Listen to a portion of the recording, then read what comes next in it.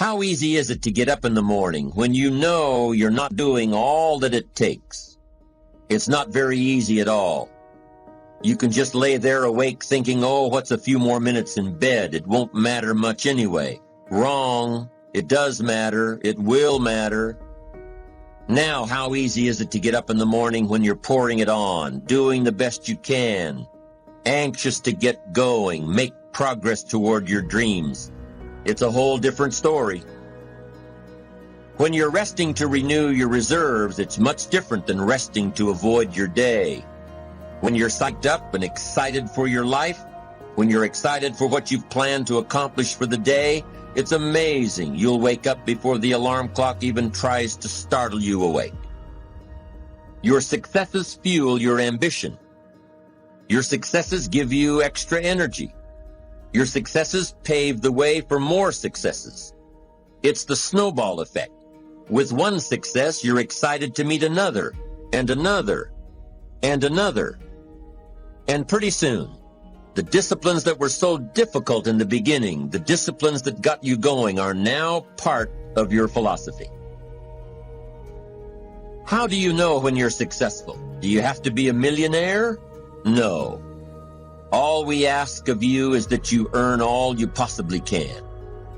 If you earn $10,000 a year and that's the best you can do, that's enough. God and everything else will see to it that you're okay. The key is to just do the best you can. If it's $10,000 a year, wonderful. If it's $100,000 a year, wonderful. If it's $1 million a year, wonderful.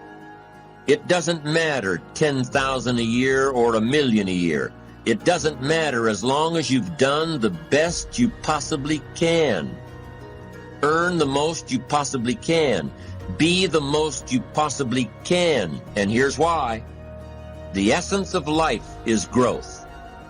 The essence of life is growth, to do the best you can. And here's what's interesting.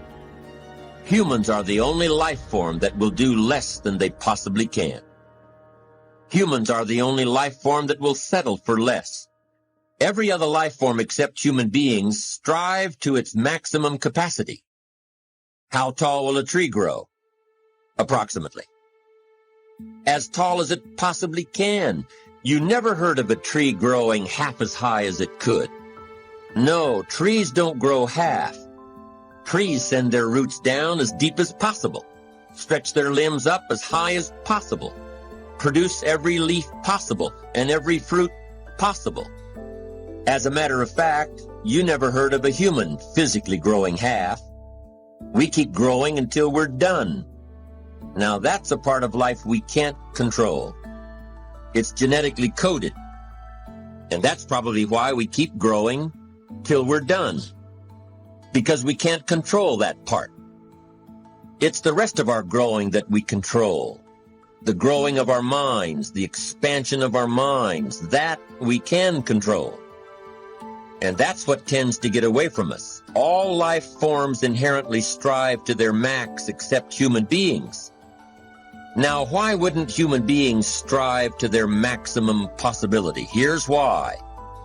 Because we've been given the dignity of choice. It makes us different than alligators and trees and birds. The dignity of choice makes us different than all other life forms. And here's the choice: to become part of what we could be, enough to get by, or to become all that we can be. My best advice for you is to choose the all. Earn all you can, make all the friends you can, read as many books as you can, develop as many skills as you can, see as much as possible, do as much as possible, make as much fortune as possible, give as much of it away as possible. The max. There's no life like it. I'm telling you, once I got on track, I've never looked back. Pick up the challenge. Go for it. Take the best of the two easies. Take the route of it's easy to get ahead. It's easy to do all you can. It's easy to succeed. It's easy to have financial freedom. The more you do, the more you get.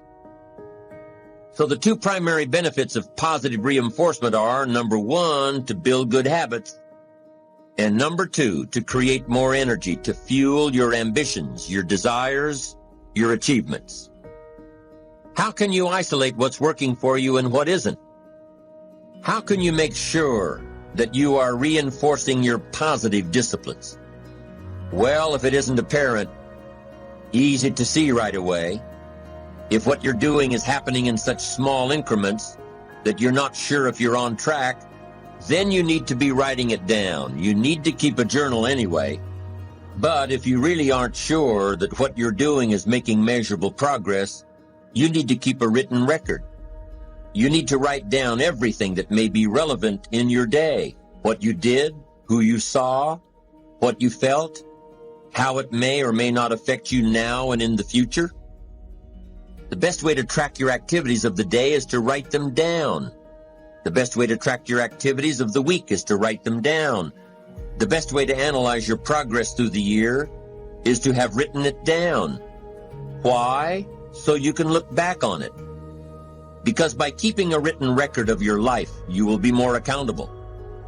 By putting into writing the action steps that you have planned, you will easily see what works and what doesn't.